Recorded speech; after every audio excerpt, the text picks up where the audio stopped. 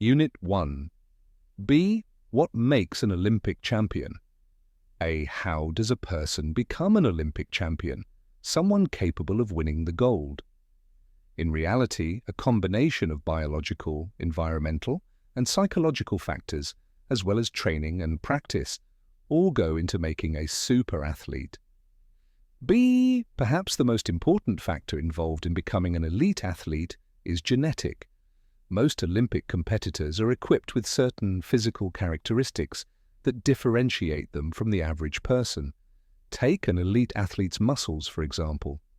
In most human skeletal muscles, the ones that make your body move, there are fast-twitch fibers and slow-twitch fibers. Fast-twitch fibers help us move quickly. Olympic weightlifters, for example, have a large number of fast-twitch fibers in their muscles, many more than the average person. These allow them to lift hundreds of kilos from the ground and over their heads in seconds. Surprisingly, a large muscular body is not the main requirement to do well in this sport. It is more important to have a large number of fast-twitch fibers in the muscles. C. The legs of an elite marathon runner, on the other hand, might contain up to 90% slow-twitch muscle fibers.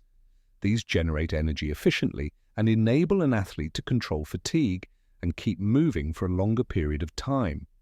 When we exercise long or hard, it's common to experience tiredness, muscle pain, and difficulty breathing.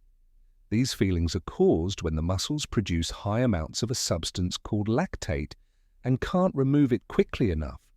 Athletes with many slow-twitch muscle fibers seem to be able to clear the lactate from their muscles faster as they move. Thus, the average runner might start to feel discomfort halfway into a race. A trained Olympic athlete, however, might not feel pain until much later in the competition. D. For some Olympic competitors, size is important. Most male champion swimmers are 180 centimeters or taller, allowing them to reach longer and swim faster. For both male and female gymnasts, though, a smaller size and body weight mean they can move with greater ease and are less likely to suffer damage when landing on the floor from a height of up to 4.5 meters. Some athletes' abilities are naturally enhanced by their environment. Those raised at high altitudes in countries such as Kenya, Ethiopia, and Morocco have blood that is rich in hemoglobin. Large amounts of hemoglobin carry oxygen around the body faster, enabling these athletes to run better. Cultural factors also help some athletes do well at certain sports. Tegla Laroup, a young woman from northern Kenya, has won several marathons. She says some of her success is due to her country's altitude.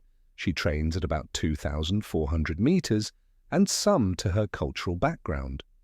As a child, she had to run 10 kilometers to school every day. I'd be punished if I was late, she says. F.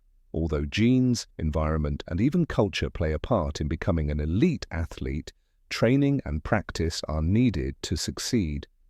Marathon runners may be able to control fatigue and keep moving for long periods of time, but they must train to reach and maintain their goals. Weightlifters and gymnasts perfect their skills by repeating the same motions again and again until they become automatic. Greg Louganis, winner of 4 Olympic diving gold medals, says divers must train the same way to be successful. You have less than 3 seconds from takeoff until you hit the water, so it has to be reflex. You have to repeat the dives hundreds, maybe thousands of times. Training this way requires an athlete to be not only physically fit, but psychologically healthy as well. They have to be, says Sean McCann, a sports psychologist at the Olympic Training Center in the United States. Otherwise, they couldn't handle the training loads we put on them. Athletes have to be good at setting goals, generating energy when they need it, and managing anxiety. G. How do athletes adjust to such intense pressure? Louganis explains how he learned to control his anxiety during a competition. Most divers think too much, he says. They're too much in their heads. What worked for me was humor. I remember thinking about what my mother would say if she saw me do a bad dive. She'd probably just compliment me on the beautiful splash.